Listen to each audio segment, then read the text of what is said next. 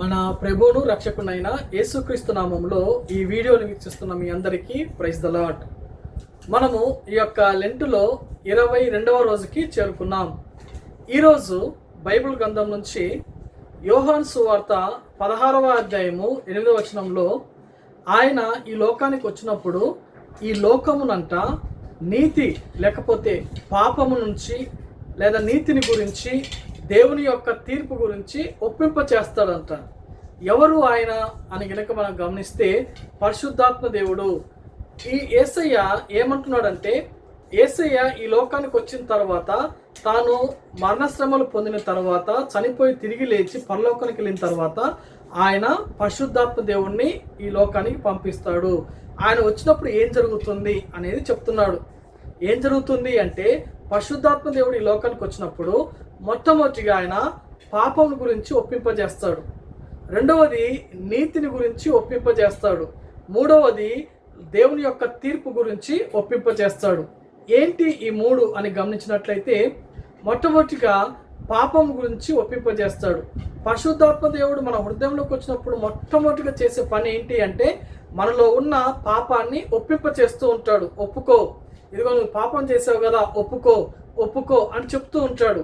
మనం ఎప్పుడైతే మనము ఆయన మాట వింటామో మన యొక్క హృదయంలో, మన మనస్సులో మనకేం కలుగుతుంది అంటే పాప క్షమాపణ నిమిత్తమైన పశ్చాత్తాపం కలుగుతుంది. అది కేవలము పరిశుద్ధాత్మ దేవుడి ద్వారా మాత్రమే జరుగుతుంది. మనంతటా మనము ఏడ్చి, మనంతటా మనము గగ్గోలు పెట్టి, లేకపోతే దుఃఖపడి ఏం చేసినా సరే అలాంటి పశ్చాత్తాపం కలగదు. కానీ ఒకవేళ మనంతట మనమే ఓన్గా ఏడ్చుకొని పశ్చాత్తాపడితే అది కేవలము కొద్ది రోజులు మాత్రమే, అది నిలిచేది కాదు.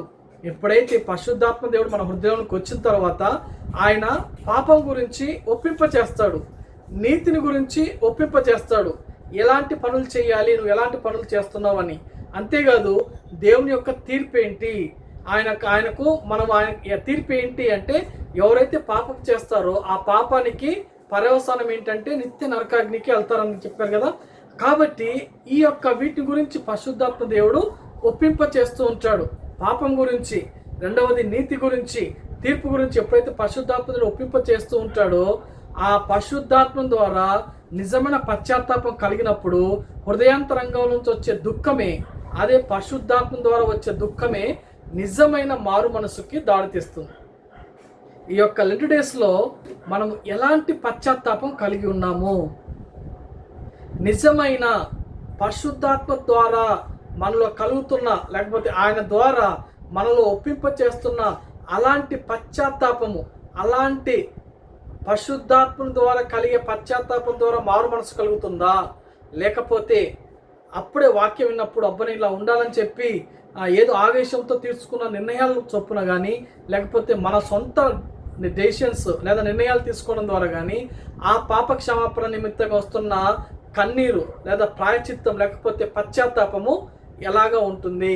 పరిశుద్ధాత్మ ద్వారా వస్తే పశ్చాత్తాపం కలిగి ఉంటున్నావా, లేకపోతే సొంతంగా వచ్చే పశ్చాత్తాపం కలిగి ఉంటున్నావా? ఒకవేళ సొంతంగా ఉంటే అది కొద్ది రోజుల వరకు నిలుస్తుంది, ఏదైనా శోధన వచ్చినప్పుడు పడిపోతాం. అదే పరిశుద్ధాత్మ ద్వారా వస్తే పరిశుద్ధాత్మ దేవుడి దగ్గరుండి దాన్ని ఒప్పింప చేస్తుంటాడు. కాబట్టి ఒకవేళ మనము తెలిసి తెలియక ఏదైనా పాపంలో పడినప్పుడు వెంటనే పరిశుద్ధాత్మ దేవుడు దాన్ని ఒప్పింప చేసి మనల్ని పరిశుద్ధపరుస్తూ ఉంటాడు. కాబట్టి ఈ యొక్క లెంట్ డేస్లో, ఈ యొక్క మండల కాలంలో మన యొక్క పశ్చాత్తాపము, నిజమైన మారు మనస్సు ఎవరి ద్వారా, మన ద్వారానా పరిశుద్ధాత్మ ద్వారా జరుగుతుందా అని గమనించి మన కుటుంబంలో కావచ్చు, మన సంఘంలో కావచ్చు, లేదా సమాజంలో కావచ్చు, అలాంటి నిజమైన పశ్చాత్తాపం మనం కలిగి ఉంటే తప్పకుండా దేవుడు మనల్ని ఆశీర్వదిస్తాడు. ఆ యొక్క లెంట్ డేస్లో మనల్ని నిండారుగా దేవుళ్ళు కుమ్మరిస్తాడు. ఇటువంటి కృప దేవుడు మనకు దయచేయును గాక. ఆమేన్. Praise the lord.